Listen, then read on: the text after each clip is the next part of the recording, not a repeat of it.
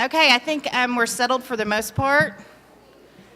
So I'm going to introduce Dr. Chad Rogers. For those of you who were in the health panel, you already know him, but for those of you who were in policy, Dr. Chad is a practicing pediatrician here in Little Rock at the Little Rock Pediatric Clinic, and he is also Chief Medical Officer at AFMC, and he's really the one at AFMC that brought ACEs and toxic stress to our attention and connected us with Dr. Meese, and from that meeting grew the work group. So he and Dr. Meese both have been very instrumental in getting this off the ground, and he's been a passionate advocate for children and their health and well-being for many, many years, even before this. He's an amazing person, and I'm very proud to call him a personal friend. So please give a warm welcome to Dr. Chad.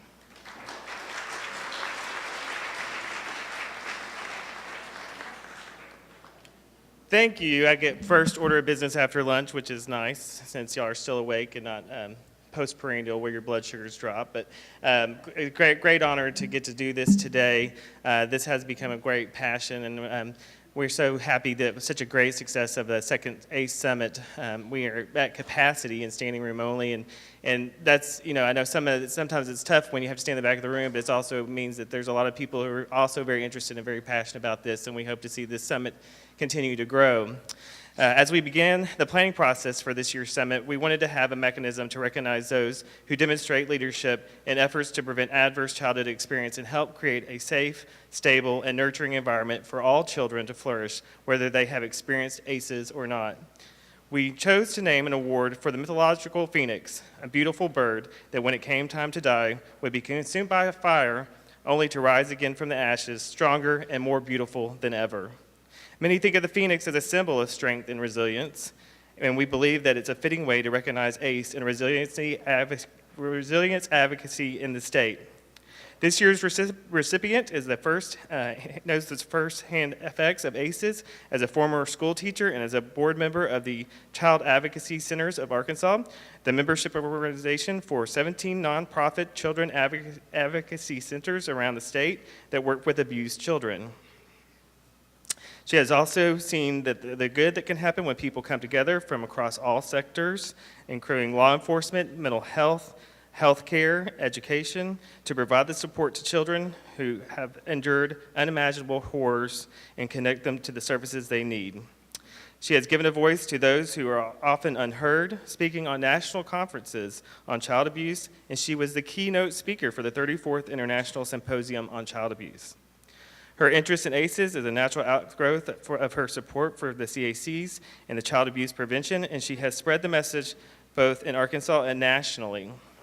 Last year, when Governor Asa Hutchinson proclaimed October 13, 2017, an ACE Awareness and Action Day, she came to the official photo op with the governor to lend her support of ACE's efforts around the state.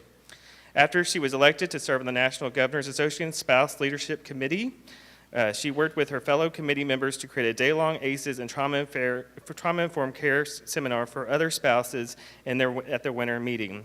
And most recently, on the National Children's Mental Awareness Day, the Substance Abuse and Mental Health Services Administration honored her with Special Recognition Award for her commitment to advancing trauma-informed care. Arkansas is very lucky to have a First Lady who understands ACEs and is dedicated to children and to their well-being. It is my great honor and pleasure to present the inaugural Arkansas ACEs and Resilience Summit Phoenix Award to First Lady Susan Hutchinson.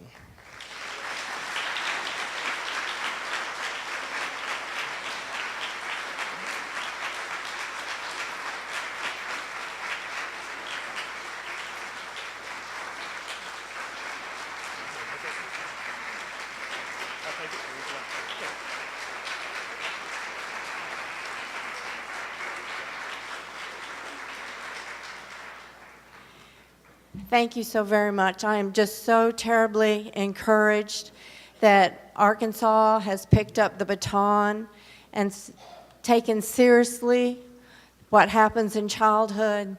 Does last for a lifetime, but the damage that may have been incurred in childhood does not.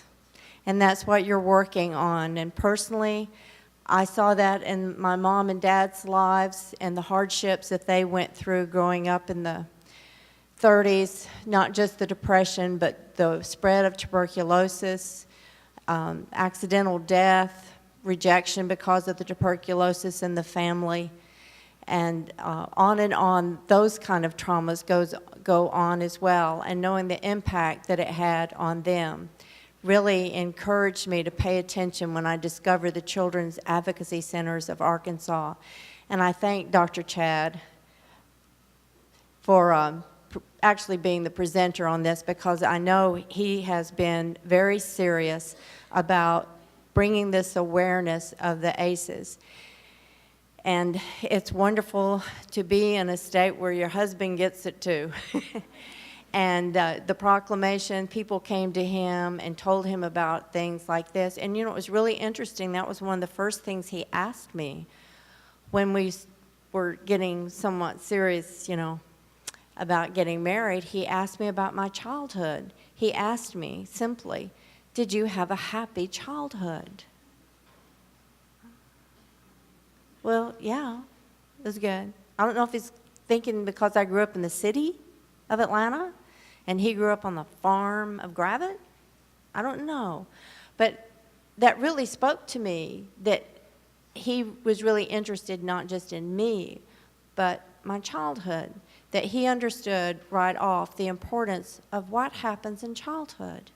So it was no surprise when people talked to him about ACEs that he signed up on that. And there was no surprise when I was first invited to tour the Children's Advocacy Center just outside of Rogers in a little hamlet called Little Flock.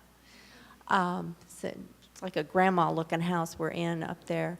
He encouraged me, "Oh, you'll like it. You're going to want to go see that, and you'll like it." You know, and he has carried that on, though, with that interest. And I was real proud of him, the first state to establish these crisis stabilization units throughout the state. We've got 4 in play. They're a perfect example of the state's leadership. And so sometimes, maybe you've heard of these when police officers go to arrest somebody, they've done something they shouldn't do, it's criminal, but they go to arrest them and they realize something else is going on with this person.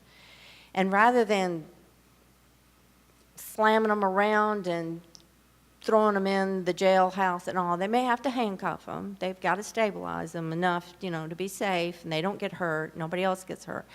But have them checked out at one of these stabilization units and see, is this person needing medication? Is this person having an episode?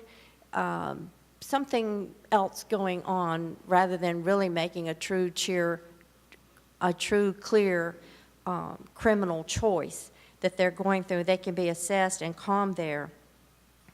But on the other hand, you still have so many children. They tell me there's 24% of our population here in Arkansas are children. That's pretty significant. And of course, they're our future. We'll all ebb away and they'll come in as it is designed. But ACEs that you've been studying so well, the neglect, the abuse, the deaths, the divorce, the moving around all the time, early on being as a baby, as a toddler, put in this family and then that family and then this place and then that place, and it interrupts their bonding mechanism. And it plays out in a negative way later on. And we have to be aware of that in the decisions that we're making now. The decisions we're making now. Because, you know, I grew up with a myth, kids are resilient, just naturally resilient. They'll outgrow it, they'll forget about it, but as you know, the body still remembers. The body still remembers, and the child will play that out as well. But at least 56% of our children have at least the one ACE in their experience of childhood. These serious issue policymakers face, the opioid epidemic that we have, the rise of incarceration rates, the foster care placement, school violence, suicide, just on and on, that we can name, have their roots in the ACEs. The Substance Abuse and Mental Health Services Administration, you may have just read, is giving $9 million grant to the Department of Education for school-based mental health programs. This money is to help fund the department's Advancing Wellness and Resilience in Education program. The pilot programs are in Texarkana School District, Marvell Elaine School District, and Ozarks Unlimited Resource Educational Service Cooperative in Harrison. The governor has also noticed in talking about the schools, and you may have seen this through your experience in school or your children's or other relatives, that the administrative duties and paperwork require so much of our counselors' time that they don't have time to actually counsel students there during the school day.